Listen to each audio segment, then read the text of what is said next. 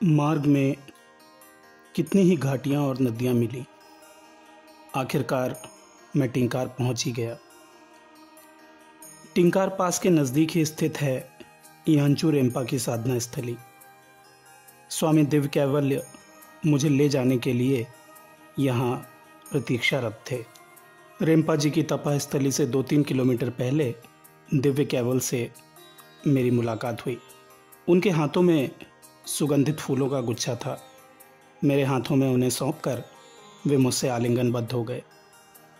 दिव्य कैवल्य ने पूछा, आज कितनी दूर तक चलना हुआ? उत्तर देने की बजाय मैंने उल्टा प्रश्न पूछ लिया, रेम्पा जी की गुफा और कितनी दूर है? कहा, बस आने ही वाली है, रास्ता छोड़कर 2 किलोमीटर ऊपर। मेरे बोझ को अपनी पीठ पर लाद लिया, मानो कितनी पुरानी जान पहचान हो या कितनी आत्मीयता हो। एक रात यांचू रेम्पा के साथ सत्संग कर दिव्य कैवल्य के निर्देशानुसार अगले दिन सुबह 4 बजे यात्रा शुरू हुई। दिव्य कैवल्य ने बताया कि युत्सुंग लामा जी अभी शालम मठ में अवस्थान कर रहे हैं। ये स्थान जनसाधारण के लिए अगम्य है। इसके बाद उनकी भौतिक काया ब्रह्मलीन होगी। आपके साथ शालम मठ में ही लामा जी से मुलाकात होगी। इस शालम मठ के बारे में तिब्बती भी अनजान हैं। ये गुप्त मठ पीलचू बाबा का सिद्धाश्रम है। आश्रम वासियों की इच्छा के बिना कोई भी यहाँ नहीं आ सकता। चलने के दौरान दिव्य कैवल्य कहते चले गए, यहाँ बाबा जी महाराज की स्वागत सभा है। शालम मठ में ही उनका अवतरण होगा। सिद्धगणों के मुख से सुना है कि लामा जी के परिनिर्वाण के बाद बाबा जी महाराज और ऋषि महातपा इस सौर मंडल से बाहर चले जाएंगे। सुना है बाबा जी महाराज इस ब्रह्मांड के ध्रुव लोक में ऋषि होकर तथा महातपा इस ब्रह्मांड के बाहर इस छायापथ के अनंत कोटि जीव जगत को छोड़कर अति मानव लोक के देवता बनकर विराजमान होंगे। हम यात्रा करते रहे और यात्रा के दौरान बातें भी। संध्या के पहले ही 2 हिम आच्छादित पर्वत लांघकर एक महामौन पर्वतीय घाटी में पहुंचे। दिव्य कैवल का अनुसरण करते हुए मैं सम्मोहित सा आगे बढ़ा जा रहा था। बाहर द्वार पर एक सन्यासी से साक्षात हुआ। इशारे से उन्होंने आगे बढ़ने का संकेत दिया। दिव्य कैवल्य सीधे मुझे लामा जी के अंतर्गृह में ले आए। लामा जी ध्यानस्थ थे। हमारी उपस्थिति का आभास मिलने पर उन्होंने बैठने का इशारा किया। बैठते हुए कुशलता पूछी और कहा, दिव्य कैवल के साथ आगामी कल मानस तीर्थ और कैलाश दर्शन के लिए जाएंगे। वहाँ से लौटकर सारे कार्यक्रम होंगे। अब जाइए और पीलचू बाबा के दर्शन कराइए। वे इस मठ के अध्यक्ष हैं। मैं पीलचू बाबा की चरण वंदना करके लौटा। मेरे साथ चल रही विदेही आत्माओं के कारण ही शायद लामा जी ने पहले मानस यात्रा जाने को कहा। अगली सुबह 4 बजे हमारी मानस यात्रा प्रारंभ हुई। मानस तीर्थ पहुंचकर राजकुमारी मालती के समाधि स्थान की मिट्टी विसर्जित करने के लिए ज्यों ही पोटली खोली, मैंने देखा कि मिट्टी के साथ एक स्वर्ण निर्मित बाजूबंद भी है। ये देखकर मैं बहुत ही आश्चर्यचकित हुआ। उसमें कई तरह के रत्न जड़े हुए थे। मन में विचार आया, ये किसी साधारण मानव का नहीं हो सकता। ये विशिष्ट घराने का बाजूबंद है। बाजूबंद को दिव्य कैवल्य के हाथों में देते हुए मैंने कहा, इसे मानस तीर्थ में साधनारत साधकों को दे देना। इससे साधु भंडारा होगा। यह एक विशिष्ट कन्या का दान है। उसके बाद समाधि स्थान की मिट्टी मानस के जल में विसर्जित की। मैंने देखा 2 फुट की ऊंचाई तक उठकर जल चक्राकार घूमने लगा। इससे भी अधिक आश्चर्य, घूमते हुए जल ने उल्टी कढ़ाई का रूप ले लिया। जल चक्र के बीच का स्थान ऊंचा और परिधि के चारों ओर सतह ढालू। पल भर में मानस की दूसरी जलधारा ने चक्रकार का रूप ले लिया। राजकन्या मालती ने शायद मानस के पवित्र जल से मुक्ति पा ली। उसके 300 वर्षों की ज्वाला ग्लानि दूर हुई। उसके बाद मानस के जल में डुबकी लगाते ही मैंने आश्चर्यचकित होकर देखा कि जल के जिस अंश में मेरा सिर डूबा था, ठीक उसी जगह अचानक एक क्षुद्र जल स्तंभ की सृष्टि हुई।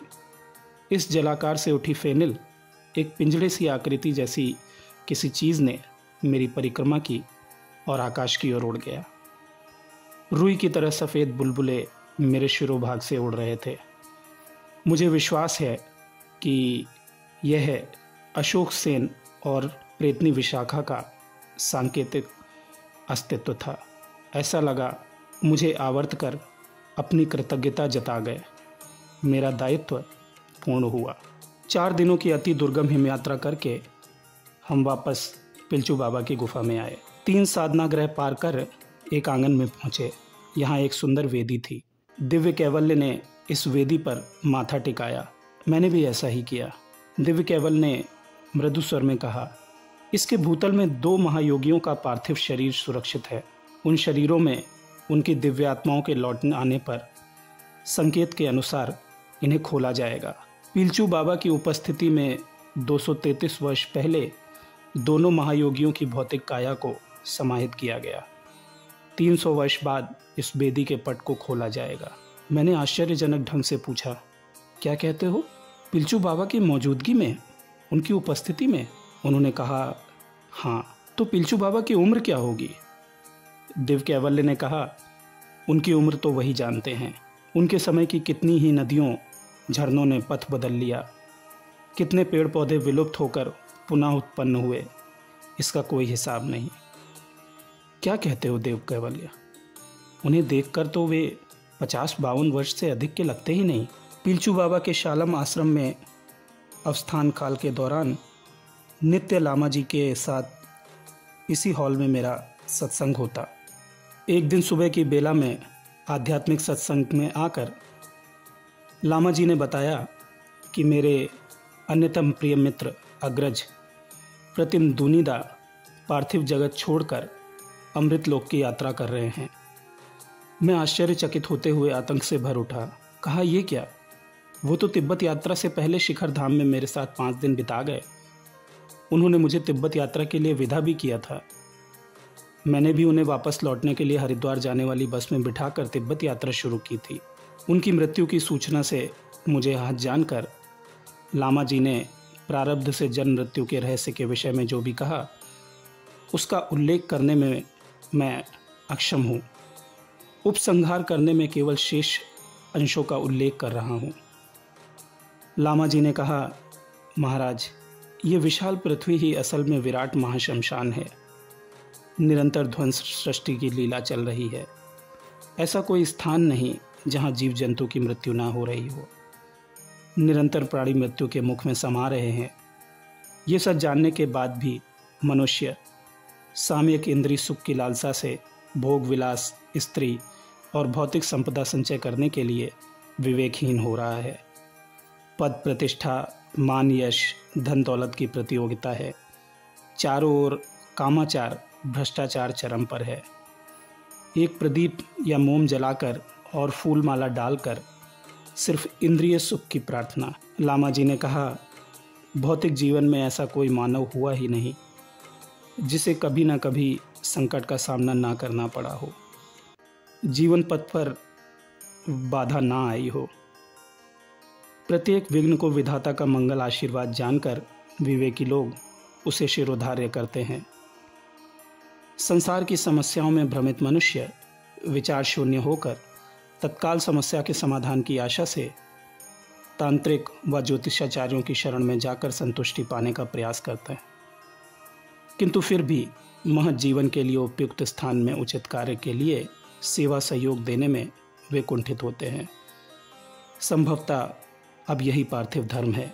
दुनिदा के स्वर्गवास पर मेरी वेदना अनुभव करते हुए अंत में वे बोले, दुनिदा से पुनः मुलाकात करने की इच्छा हो तो संध्या के समय पिलचू बाबा के साधना मंदिर में जाना। वे तुम्हारी मुलाकात दुनिदा से कराएंगे, मैं उनसे कह दूंगा। लामा जी के परामर्श से दिव्य कैवल्य संध्या के समय मुझे पिलचू बाबा के साधना कक्ष में ले आए। चरण वंदना करके मैं बैठा। वे बोले, प्रियजन के वियोग से महाराज अत्यधिक व्याकुल हैं, फिर से आप उन्हें देखना चाहते हैं? मेरे सहमति जताने पर दोनों आंखें बंद करने को कहा भवों के मध्य में दृष्टि रखिएगा। मैंने वही किया। अब लगा कि पिलचू बाबा ने मेरी नाभि पर हाथ रखा हुआ है। एक तरह की गुदगुदी करके मेरे मूलाधार को हल्के से दबाया। फिर लगा कि अपने कोमल हाथों की उंगली से भवों के मध्य स्पर्श किया। अब ब्रह्म तालु में 2 बार हल्के से थपकी दी। अचानक देखता हूँ कि मैं अपने भौतिक शरीर से बाहर आ गया हूँ। सुखासन में बैठा मेरा शरीर साधना कक्ष की दीवार से टिका हुआ है। अचानक एक अज्ञात शक्ति के धक्के से मन की गति से झारखंड के निमडी लोक सेवायतन आश्रम में पहुंच गया। अनेक लोगों का विलाप और शोकाकुल, अनेक लोगों की भीड़। शांत होकर दुनिदा की मृतदेह के समीप आकर खड़ा हुआ। देखता हूँ दुनिदा स्वयं भी मलिन मुख से अपनी ही मृतकाया के बाजू में खड़े हैं। मुझे देखते ही बोले, ये सब क्या हुआ महाराज? मैंने कहा, और क्या होगा, जो होना था वही हुआ। देख तो रहे हैं अपनी मृतकाया। चकित होकर दादा बोले, ऐसा क्या? और ये जो मैं जीवित खड़ा हूँ, तो क्या इसी को मृत्यु कहते हैं? मैंने कहा, दादा आप सच में तो जीवित हैं, लेकिन स्थूल देह से बाहर हैं। अब आप संसार के लिए मृत हो चुके हैं। चेष्टा के बावजूद भी इस देह में अब आप नहीं लौट पाएंगे। दादा बोले, महाराज तो क्या आप भी मृत्यु को प्राप्त हो गए हैं? तिब्बत जाकर कोई अनहोनी हुई क्या?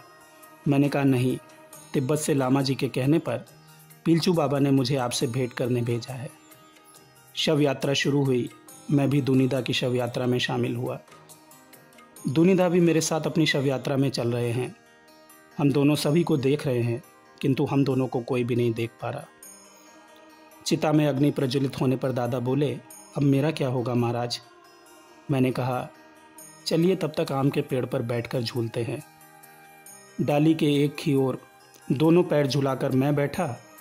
दादा भी आकर डाली पर बैठे। वे बैठे दूसरी तरह से। दादा घुड़सवारी की तरह डाली के दोनों ओर पैर झुलाकर बैठे। कहने लगे, महाराज इसे अन्यथा ना लीजिएगा, एक बंडल बीड़ी चाहिए थी, बहुत देर हो गई बीड़ी पिए हुए। मानिक से सिगरेट मांगी, लेकिन अब वो सुनता नहीं है। दुनिदा की शव यात्रा में 3-4 और अशरीरी भी उपस्थित थे। वे कौन थे? मैं किसी को भी नहीं पहचानता था, जानने का प्रयास भी नहीं किया। शवदाह के बाद दादा बोले, महाराज अब मैं मुक्त हुआ। सोचता था मनुष्य के मरने के बाद सब खत्म हो जाता है। देख रहा हूँ कि मृत्यु के बाद भी बहुत कुछ है। हल्का लग रहा है। बेकार मनुष्य मृत्यु से भयभीत है। मेरा भ्रम मिट गया। ये बात चल ही रही थी, तभी मुझे गुंजन सुनाई पड़ने लगा, ओम मणि पद्मने होम। आँख मलते हुए देख रहा हूँ पिलचू बाबा के समीप बैठा हुआ हूँ। मंद मंद मुस्कुराते हुए पिलचू बाबा ने कहा, क्यों, दादा के साथ मुलाकात हुई? मेरी नम्रतापूर्ण चरण वंदना करते हुए बोले, जाइए बहुत रात हो गई है, अपने शयन कक्ष में जाइए। कल के आयोजन के बारे में एक पूर्व सूचना देकर बताया कि आगामी कल बाबा जी महाराज इस मठ में अवतरण कर रहे हैं। इसके बाद वे धरती की सीमा को छोड़कर सौर मंडल के बाहर ध्रुव लोक में अवस्थान करेंगे। इसलिए हम सभी उनकी संवेद प्रार्थना कर रहे हैं। आपका सौभाग्य है कि आप एक मरणजयी दिव्यात्मा का दर्शन करने जा रहे हैं। अगले दिन यथा समय आश्रम प्रांगण में गुफावासी साधक, सन्यासी, लामा सभी उपस्थित थे। एक बार गगनभेदी टंकार की आवाज़ हुई। उसके बाद एक साथ सभी की दीर्घ श्वास में ओंकार ध्वनि से आकाश पाताल तक प्रकंपन हुआ। ऐसा लगा मानो पूरा आश्रम स्पंदित हो रहा हो। अब ध्वनि तरंगे क्रमशः मंद होते होते शांत हुई। सब शांत। अब सभी ध्यानमग्न हैं। 300 से अधिक साधकों की उपस्थिति। फिर भी इस मुहूर्त में नीरवता विद्यमान थी, गहन स्तब्धता। देख रहा हूँ कि इस गुप्त मठ में रहस्यमय तरीके से स्वच्छ बादल उतर कर आ रहे हैं।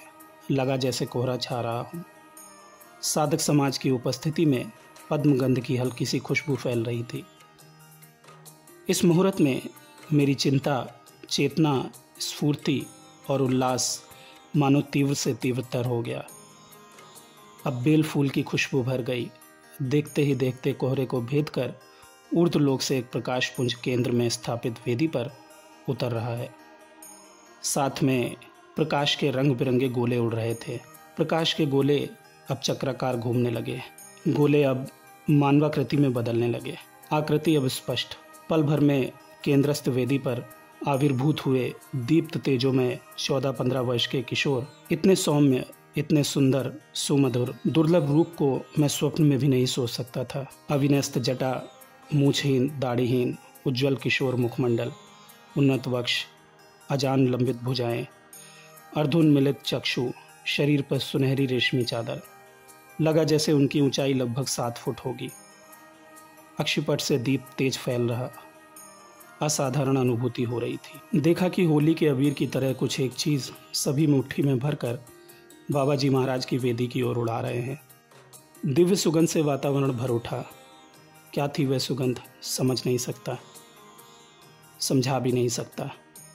एक लयबद्ध अति मृदु स्वर में दैवीय ध्वनि गूंज रही है। बाबा जी महाराज अकेले नहीं हैं, पार्षदों के साथ उतरे थे। हमारे लिए वे सभी अति मानव थे।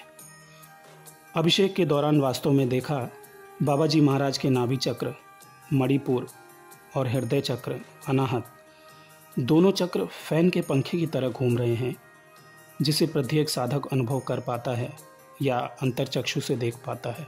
धुएं की तरह उड़ रहे चंदन पाउडर में बाबा जी अस्पष्ट से दिख रहे थे। प्रायः 1 घंटे तक अभिषेक चला।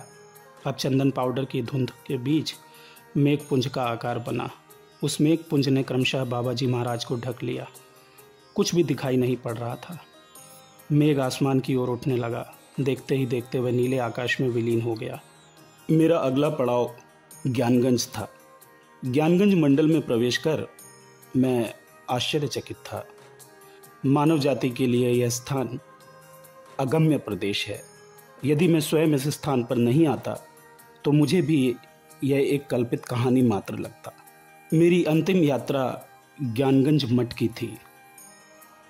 हिम आच्छादित 2 पर्वतों को पार करते हुए एक अति दुर्गम स्थल पर हम पहुंचे। इस स्थान पर पूरे वर्ष कोहरा छाया रहता है। बादलों से ढकी ऐसी घाटी जहां मनुष्य तो दूर, पेड़ पौधे भी नहीं, चारों ओर बर्फ ही बर्फ। ऐसा लगा मानो हम एक मकड़ी के जाल में फंसे हुए हैं।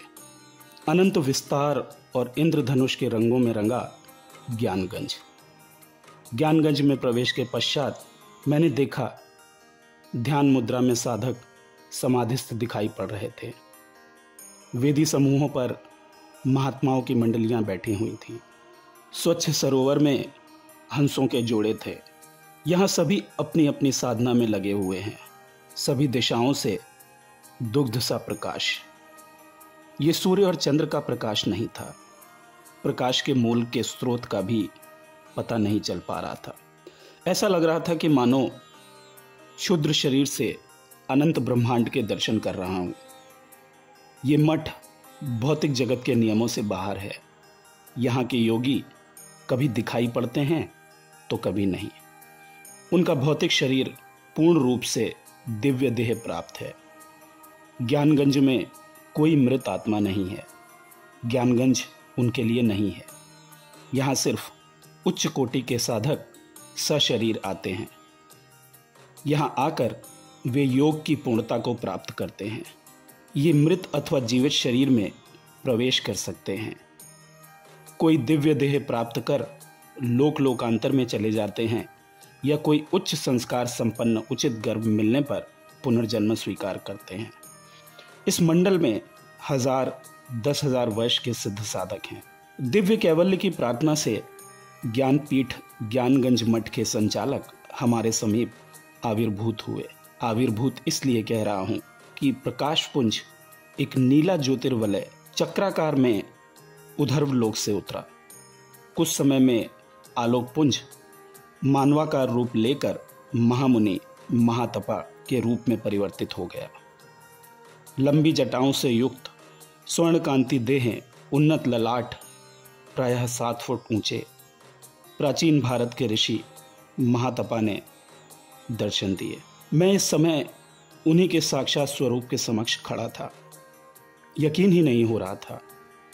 महामुनि महातपा जी के समक्ष मेरे मन में कुछ प्रश्न उठे। जिनके उत्तर मुझे मानसिक संप्रेषण के द्वारा प्राप्त हो गए। प्रश्न उत्तर कुछ इस प्रकार से थे। पहला प्रश्न, राम ठाकुर का अवस्थान यहाँ कहाँ पर है? उत्तर, वे तपोलोक में हैं। दूसरा प्रश्न, तपोलोक की दिव्य आत्माएं इस धरती पर पुनः आएंगी क्या? उत्तर, श्री कृष्ण चैतन्य को इस धरती पर जन्म लेने का आदेश हुआ है। उचित गर्भ का संधान चल रहा है। प्रश्न, ज्ञानगंज में मौजूद साधक मंडली क्या अशरीरी आत्माएं हैं? उत्तर, नहीं, ये सभी मानव हैं, साधना से दिव्य देह प्राप्त। प्रश्न, सुना है कि ज्ञानगंज का अस्तित्व समाप्त हो जाएगा। उत्तर, विलुप्ति घटित नहीं होगी। इस धरती की सीमा को छोड़कर सौर मंडल से बाहर नक्षत्र लोक में अवस्थान होगा।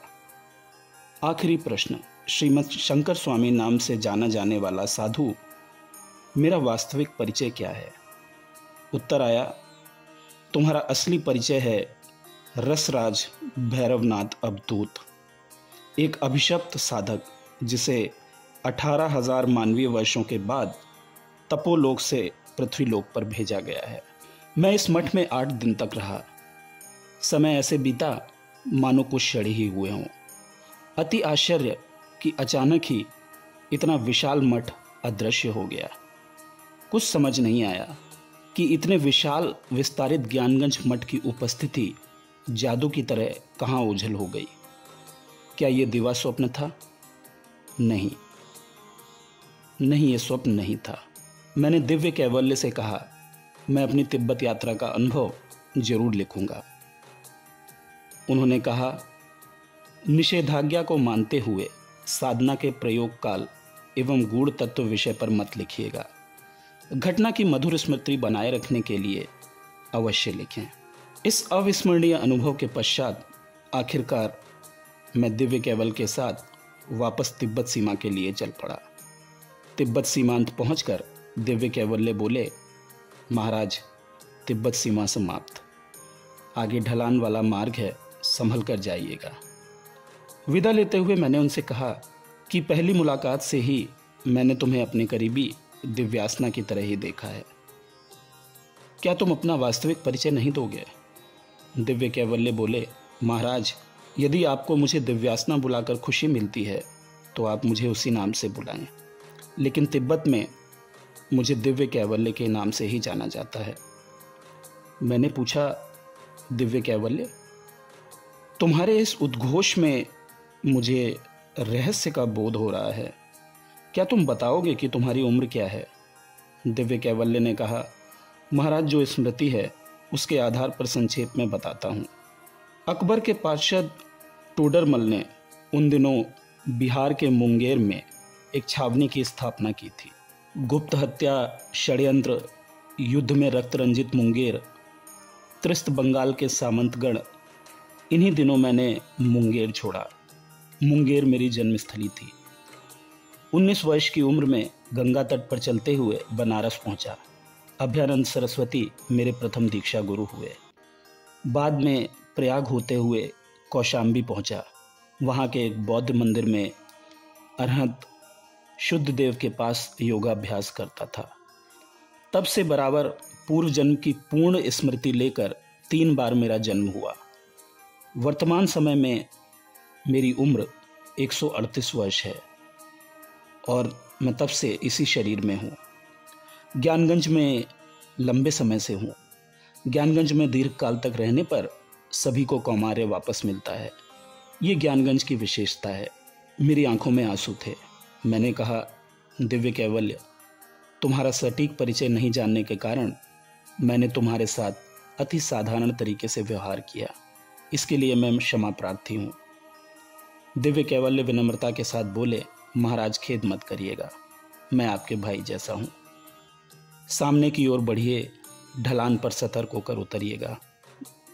धीरे धीरे चलते हुए मैं लौट आया भारत की माटी में। ज्ञानगंज मठ की ये सुखद यात्रा जीवन भर मेरे मानस एवं हृदय पटल पर इंगित रहेगी।